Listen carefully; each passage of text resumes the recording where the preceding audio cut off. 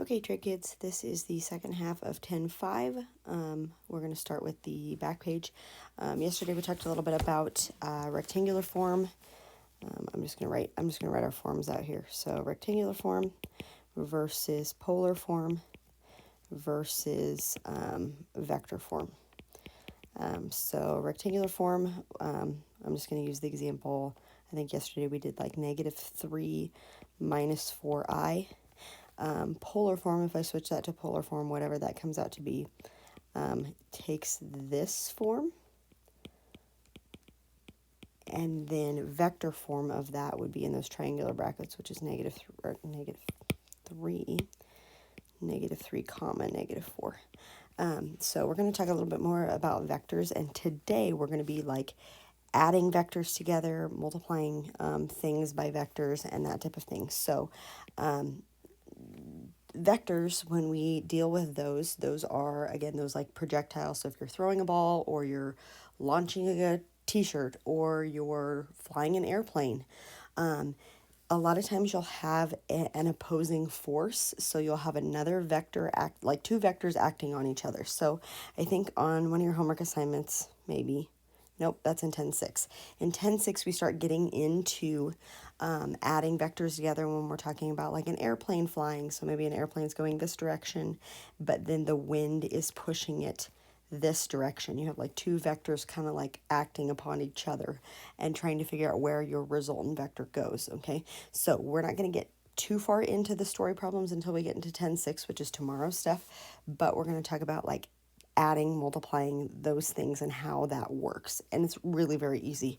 So example 3, this is just a scalar multiplication. They tell me vector v, and that's like that bold-faced v, if you would actually like write it out yourself, is 3, 1. So that's 3 units in the x direction, 1 unit in the y direction, and they want us to find 3v.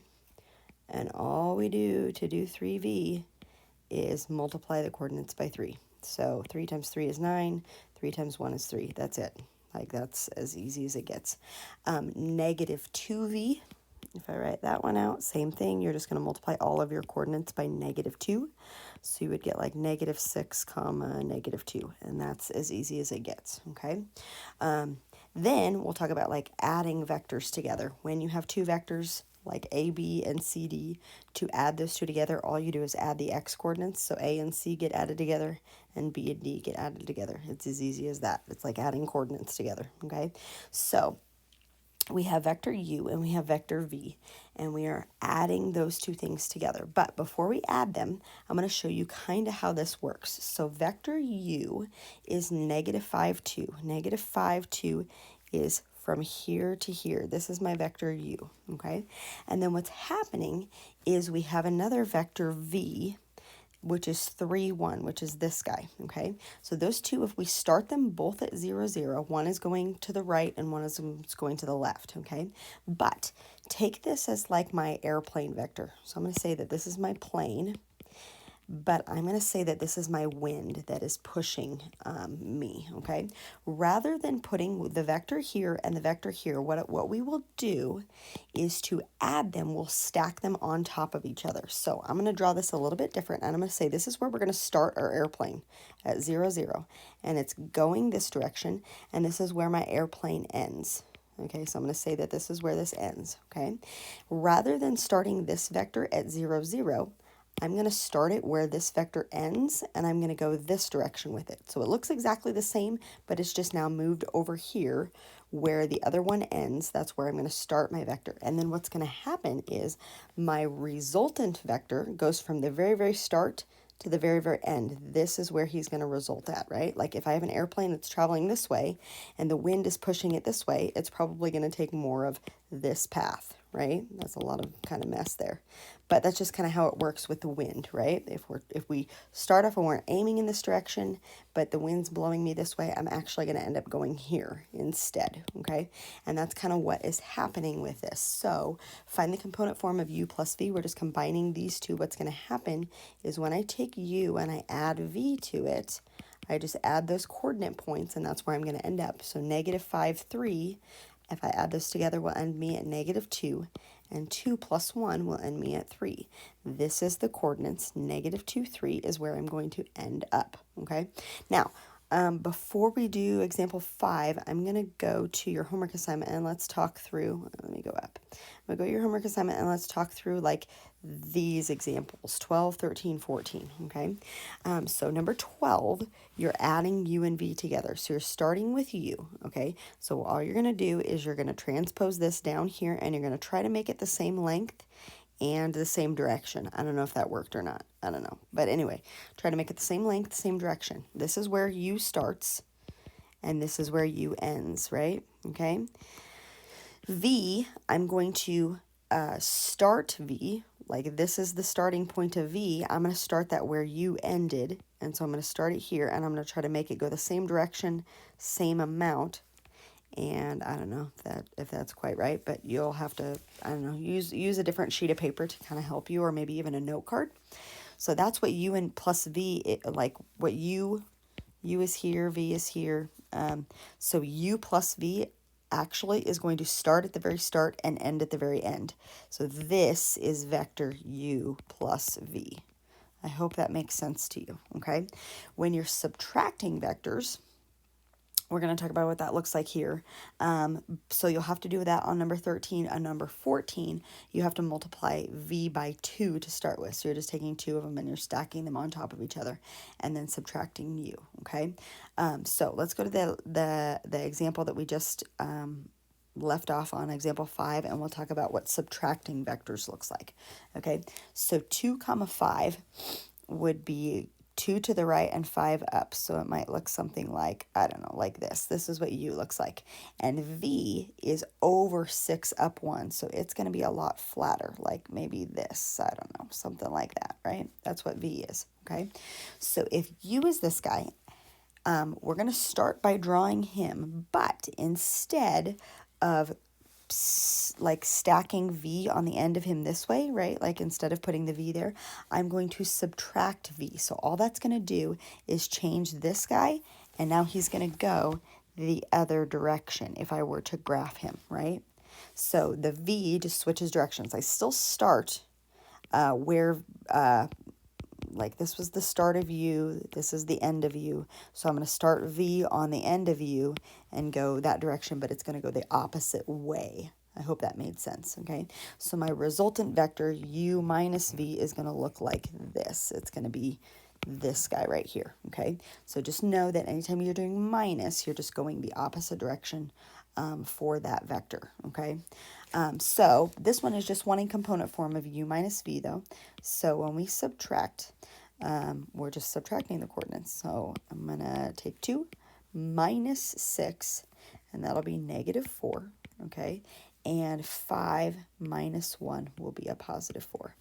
So that's where that vector is going to end up. That is the component form for this vector right here that I result in, okay? So hopefully that made sense, like when you're actually graphing them out and when you're drawing them out, just know that negative is just going to flip his direction, okay? All right, let's go down here and let's do some more of these. These are going to go really fast. At least this one is A and B. We have vector u, v, and w. We do have some fractions, but don't let those bog you down. We have plus here, and we have 2u. So I'm going to start out by writing what 2u is, and then I'll write out 3v. So 2u, if this is u, 2u would be negative 2 comma 12, and 3v, if I take 3 times 2/3, the 3's are going to cross out with each other, so that'll just be 2, and if I take 3 times negative 4, that's negative 12. If I'm going too fast, pause, okay? Then all we're going to do is add those two guys together. So negative 2 and 2 is 0, and 12 and negative 12, I don't know why I put a plus in there. 12 and negative 12 is also going to be 0, okay? So we've got this as our resultant vector, which is kind of weird because he's ending up at 0, 0, which I don't know if you've ever done this before. I'm sure you've seen it happen before, but if you're throwing a ball into the wind and it like comes straight back to you because like the wind is blowing that much, that's kind of what the 0, 0 vector does. It's like as if the vector that's the wind vector that's pushing the ball back towards you is enough to carry the ball completely back toward you. So your wind force and your force that you're throwing the ball cancel each other out, and then it ends up that it comes straight back to you. So 0, 0. 4w minus 2u. This one's a minus, but we're going to do exactly the same. So 4w is 4 times 2 and 4 times 5 halves, which would be 8. And 5 halves of 2, if I reduce the 2 and the 4 to be 2 and 1, that would be 10. So 8 comma 10 minus, and I'm just going to distribute the 2 through the u, okay? So 2 times u would be negative 2 comma 12, okay? Now, before I put that together, you can, if you want to, distribute the negative with the 2, but then this would be a plus here, right? So like minus a negative 2 and 12 would be the same thing as plus. If I distribute a negative 2 through this would be a positive 2, negative 12. So this is saying the same thing as that. It just depends on which one you're more comfortable with. So let's just leave it the way that we had it before, but just know that, like, be careful when you have that minus in there, because you don't want to like do any like double minusy things, okay? So we've got 8. We've got 8 minus a negative 2, so that's going to be 10. And then we've got 10 minus 12, which is negative 2, and that's where my vector is going to end up when I add them together, okay? All right, let's go down and let's do some last things. We've done this before. Find the angle formed by each vector below whose initial point is at the origin. So we're just doing component form is negative 3, 4, and we're, again, just finding that angle. And we've done this already before when we've done polar form. Negative 3, 4. Here is my angle theta, and I'm just going to do that inverse tangent. So I've got tangent of theta equals, this is the opposite, this is the adjacent. So opposite is 4, adjacent is negative 3, and then I'm going to do that inverse tangent. Hold on, let me rewrite. This is theta equals inverse tangent of 4 over negative 3, okay? And I get, I think it's like 53 degrees or something like that. Let me look.